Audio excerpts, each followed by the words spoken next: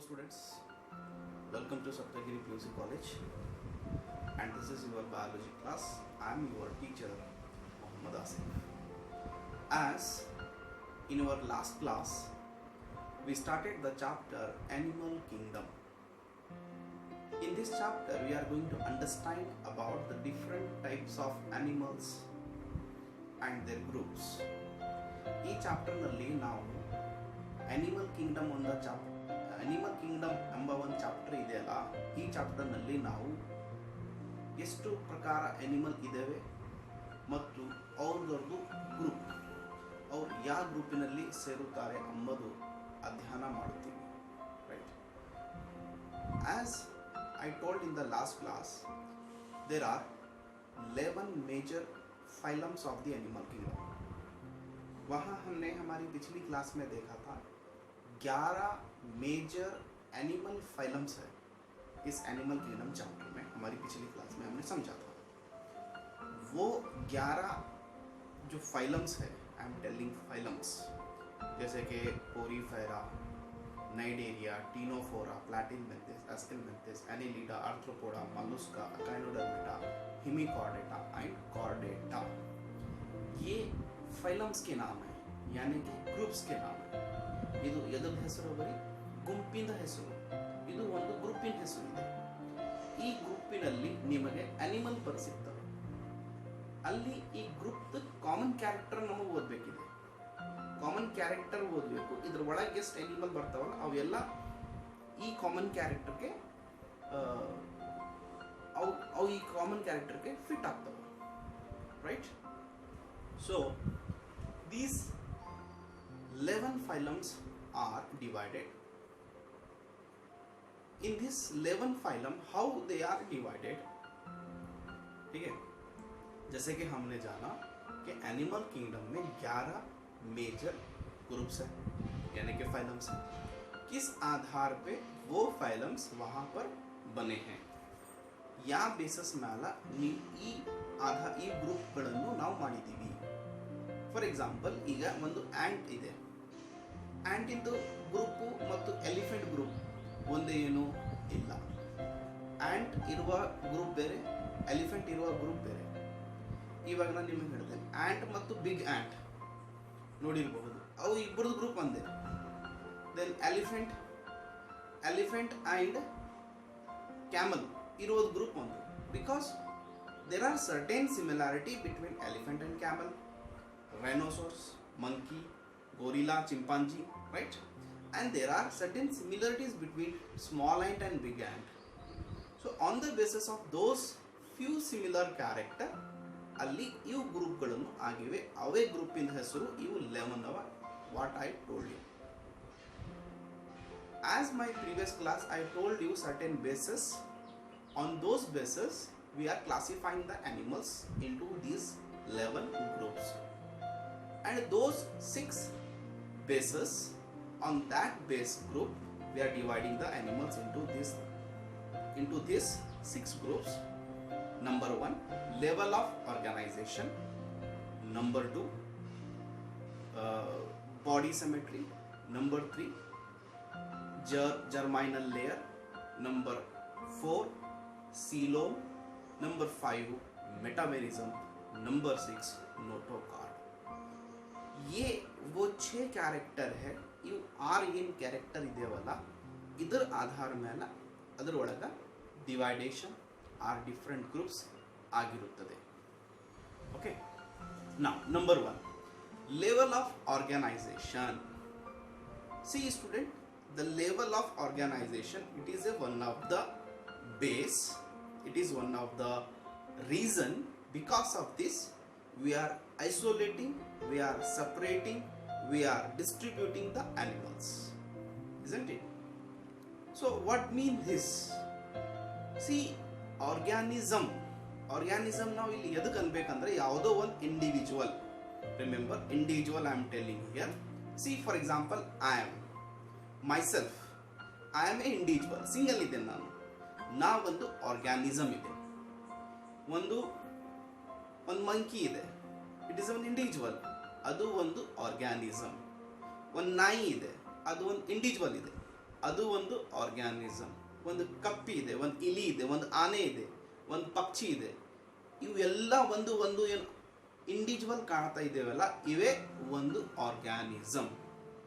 ठीक है, तो हमारा जो टॉपिक है लेवल ऑफ ऑर्गेनाइजेशन. अब ये ऑर्गेनिज्म बनने के लिए या फिर ये ऑर्गेनिज्म जो बना है जो आपको को दिख रहा है इसका एक लेवल है, एक लेवल ऑफ ऑर्गेनाइजेशन है इसका. फॉर एग्जांपल ಎಲ್ಲೋ ಒಂದು ಕಡೆ ನೀವು ನೋಡಿರಿ ಒಂದು ರೂಮ್ ಅದ ಅಂತ ಹೇಳಿ, ಒಂದು ರೂಮ್ ಒಂದು 4 दीवार वाला, ठीक है, एक छत, एक डोर, एक खिड़की है तो उसको क्या बोलेंगे आप? रूम ही दे. 2 रूम है तो 2 रूम ही बोलते. वैसे 10 रूम है, ऊपर नीचे हॉल, छोटा रूम, बड़ा रूम, किचन रूम, बेडरूम, तब आप उसको क्या बोलेंगे? बड़ा complex. So depending upon the things in that उसको हम उसका ग्रेड देंगे या फिर उसको हम लेवल बोलेंगे. ಈಗ ನೀವು ಇಲ್ಲಿ ಇದ್ದೀರಿ ಅಂತ ತಿಳಿದ್ರಿ, ಯಾವುದೋ ಊರ್ಲಿಂದ ಬಂದು ಇಲ್ಲಿ ಬಿದರ್ದಾಗ ಕುಡ್ದಿರಿ, ಬಾನೋ ನಮ್ಮ ಮನೆಗೆ ಅಂತೀರಿ, ಇಲ್ಲ ಬಾನೋ ನನ್ನ ರೂಮಿಗೆ ಅಂತೀರಿ. Is it right? Because there is no your, ನಿಮ್ಮ ಮನಿ ಇಲ್ಲ, ನಿಮ್ಮ ರೂಮ್ ಇದೆ. ಮನಿಗೆ ಮತ್ತು ರೂಮ್ಗೆ ಏನು ವ್ಯತ್ಯಾಸ? ಮನಿ ಅಂದ್ರೆ ಡಿಫ್ರೆಂಟ್ ಟೈಪ್ ಆಫ್ ಫಂಕ್ಷನ್ಸ್ ಇರ್ತಾವ, ಡಿಫ್ರೆಂಟ್ ಟೈಪ್ ಆಫ್ ಸ್ಟ್ರಕ್ಚರ್ ಇರ್ತದೆ. ಮನಿದು ಹಾಲ್ ಅಂತ ಇರ್ತದ, ಬೆಡ್ರೂಮ್ಸ್ ಅಂತ ಇರ್ತಾವ, washroom, bathroom, kitchen room, sitting room, dining room. Is it right? ರೂಮ್ದಾಗ ಅವೆಲ್ಲ ಏನಿಲ್ಲ, ಬರೀ ಸಿಂಗಲ್ ರೂಮ್ ಇರ್ತವೆ. ಸೊ ಅಲ್ಲಿ ಆ ಎಲ್ಲ ಡಿಫ್ರೆಂಟ್ ಸ್ಟ್ರಕ್ಚರ್, ಡಿಫ್ರೆಂಟ್ ಫಂಕ್ಷನ್ಗಳು ಕೂಡಿ ಒಂದು ಏನು ಬಿಲ್ಡಿಂಗ್ ಕನ್ಸ್ಟ್ರಕ್ಷನ್ ಆಗ್ಲತ್ತದ ಏನಾಗಿದೆ. ಅದೇ ರೀತಿ ಅನಿಮಲ್ಸ್ನು ಕೂಡ ಹಂಗೆ ಇವೆ. ಈಗ ನಾವೇನಿದೆವು, ಕಣ್ಣವ, ಕಿವಿ अवा, बाई अवा, हल अवा, ठीक है, मत इसकी मसल्स एंड ब्लड, ये सब चीज़ें हैं. ये अलग अलग ऑर्गेनाइज होके हम बने हैं. इसी को कहते हैं लेवल ऑफ ऑर्गेनाइजेशन. ಈಗ ನೋಡ್ರಿ, ನನಗೆ ಒಂದು ಇರು ಏನು ಡಿಫ್ರೆನ್ಸ್? ಬಕ್ಕೋ ಡಿಫ್ರೆನ್ಸ್ ಅವ. ಆ ಇರು ಏನು, ನಾ ಇಲ್ಲಿ. Is it right? ಅರಿವು ಮಾತಾಡಲ್ಲ, ನಾ ಮಾತಾಡ್ತೀನಿ, ನಾನು ನೋಡ್ಲತ್ತೀನಿ, ನಾ ಹೇಳತ್ತೀನಿ, ನಾ ಬೈಲತ್ತೀನಿ, ನಾ ಓಡ್ಲತ್ತೀನಿ, ನಾ ಕೇಳತ್ತೀನಿ, ನಾ ಬರಿಲತ್ತೀನಿ. Is it right?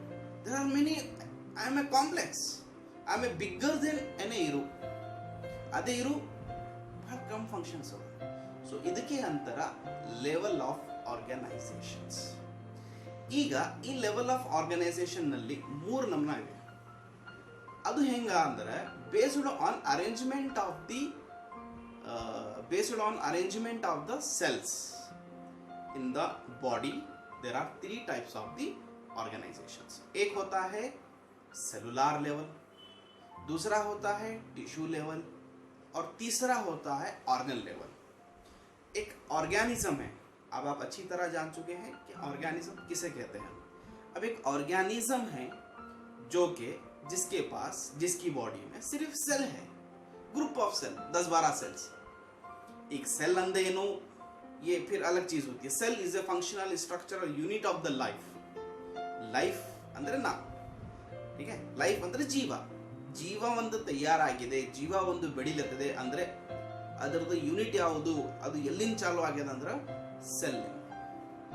ಸೊ ಒಂದು ಜೀವ ಇಂಥದಿದೆ, ಅದ್ರೊಳಗ ಬರೀ 4-5 ಸೆಲ್ ಅವ, ಅದಕ್ಕಂತರ ಸೆಲ್ಯುಲಾರ್ ಲೆವೆಲ್. ಅವನ್ ಬಲ್ ಕಿವಿ, ಬಾಯಿ, ಹಲ್ಲು, ಮೂಗು, ಕೈ, ಕಾಲ್, ತಲೆ ಏನಿಲ್ಲ, ಬರೀ ಏನವ 4-5 ಸೆಲ್ಲೆ ಅವ.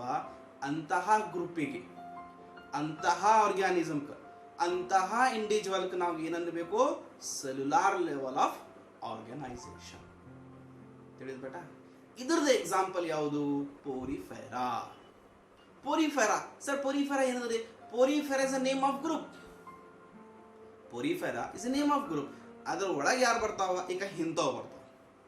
ಅದು ಯಾವ್ಯಾವ ಮನುಷ್ಯರು ಅಂದ್ರೆ ಯಾರು? ನಾ ಆಗಲಿ, ಇನ್ನೊಬ್ಬರಾಗಲಿ. Is it right? There are many individuals. Asif ಆಗ್ಬೋದು, ರವಿ ಆಗ್ಬೋದು, ರಾಜ್ಕುಮಾರ್ ಆಗ್ಬೋದು, ರೈಟ್, ಮೋಹನ್ ಆಗ್ಬೋದು, ರಾಹುಲ್ ಆಗ್ಬೋದು.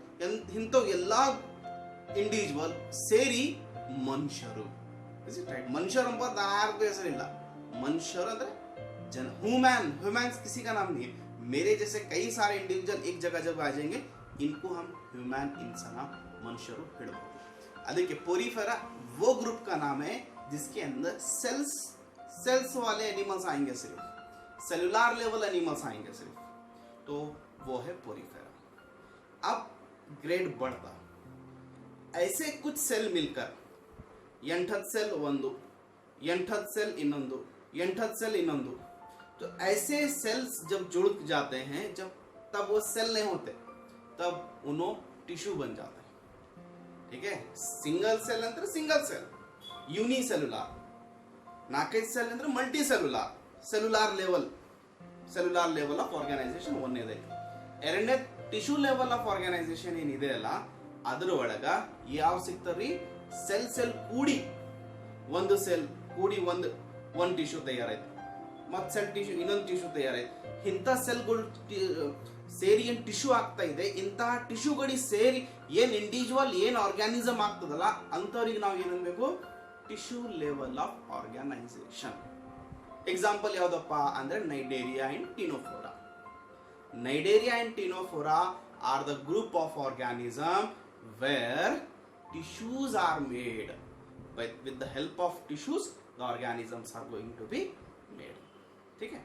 Now, the third level of organization, ಅದು ಯಾವುದಿದೆ ಅಂದ್ರೆ ಆರ್ಗನ್ ಲೆವೆಲ್ ಆಫ್ ಆರ್ಗನೈಸೇಷನ್.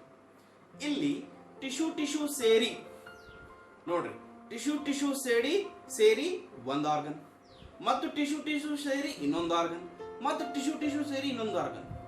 ಇಂತಹ ಆರ್ಗನ್ ಸೇರಿ ಏನ್ ಆರ್ಗ್ಯಾನಿಸಮ್ ಆಗ್ತಲ್ಲ, ಅದಕ್ಕಂತರ organ level of organisation. Organ level of organisation example ಯಾವ್ದ್ರಿ ಸರ್ ಅಂದ್ರೆ, ಪ್ಲಾಟಿ ಹಿಲ್ ಮೆಂಥಿಸ್ ಟು ಹಿಡಿದು ಕಾರ್ಡೇಟ್ ತನ ಎಲ್ಲ ಈಗ ಇವೆ. प्लाटी हेलमिंथस से लेके कॉर्डेट तक जो आते हैं, सारे के सारे एनिमल कौन से होते हैं, ऑर्गन लेवल ऑफ ऑर्गेनाइजेशन. ठीक है, ऑर्गन लेवल ऑफ ऑर्गेनाइजेशन, बड़े ऑर्गेनिजम्स आ गए. हम कहां से आ रहे, सेलुलर, टिश्यू, ऑर्गन तक आ गए. अब ये ऑर्गन लेवल ऑफ ऑर्गेनाइजेशन थोड़े कॉम्प्लेक्स होते हैं. कॉम्प्लेक्स बोले तो बड़े. ठीक है, अब I am a organ level of organisation. मेरे पास आंख है, ಕಣ್ಣಿದೆ, ಬಾಯಿ ಇದೆ, ಕಿವಿ ಇದೆ, ಕೈ ಕಾಲ್ ಇವೆ. ये सब अलग अलग ಆರ್ಗನ್ है. ಕೈ is one organ, kiwi is organ, ಕಣ್ಣು ಇಸ್ ಆರ್ಗನ್, ಬಾಯಿ ನಾಲಿಗೆ ಇಸ್ ಆರ್ಗನ್. ಇವೆಲ್ಲ ಸೇರಿ ಒಂದೇ ಕೆಲಸ ಮಾಡತಾವ. Is it right? Now I am teaching to you. My eyes are looking toward you. My ears are hearing about you. My tongue is telling to you. ऐसा नहीं हो रहा कि मेरे आंख कहीं है, मेरी जुबान कुछ और बोल रही, मैं आपको कुछ दिखा रहा हूं और बोल रहा हूं कुछ. ऐसा नहीं हो रहा. ये सारे के सारे मिलकर एक ही काम कर रहे हैं. अंडरस्टूड? ये सारे के सारे मेरे बॉडी ऑर्गन्स मिलकर एक ही काम कर रहे हैं, जिसको हम बोलेंगे organ system level of organisation. ಇದಕ್ಕೆ ಏನಂತಾರೆ, organ system level of organisation. ठीक है. देन ये जो ऑर्गन लेवल ऑफ ऑर्गेनाइजेशन होते हैं, जिसपे हम ऑर्गन सिस्टम, ऑर्गन लेवल से बन गया organ system level of organisation, ये थोड़े से कॉम्प्लेक्स है. इनके पास जो डाइजेशन होता है, डाइजेशन बोलो तो क्या बोलेंगे, डाइजेशन, जो हम खाना खाते हैं उसको गलाना, पेट में गलाने को डाइजेशन कहते हैं. इनके दो सिस्टम होते हैं.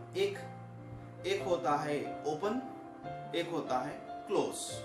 ओपन, सॉरी, डाइजेशन सिस्टम दो टाइप के होते हैं. एक सिंगल और दूसरा है डबल. सिंगल वो होता है जिसके पास एक ही डाइजेस्टिव ओपनिंग होती है, और डबल वो होता है जिसके पास दो डाइजेस्टिव ओपनिंग होती है, यानी कि माउथ और एनस सेपरेट होते हैं. ये कॉम्प्लेक्सिटी है ऑर्गन सिस्टम ऑफ ऑर्गेनाइजेशन में. कॉम्प्लेक्स, किसी के पास कम, किसी के पास ज्यादा. इसी के साथ एक और एक कॉम्प्लेक्सिटी ये भी है कि जो ऑर्गन ये होता है, इसके पास what do you call circulation system. किसी के पास ओपन होता है और किसी के पास क्लोज होता है. फाइन. तो this is the, what is the time,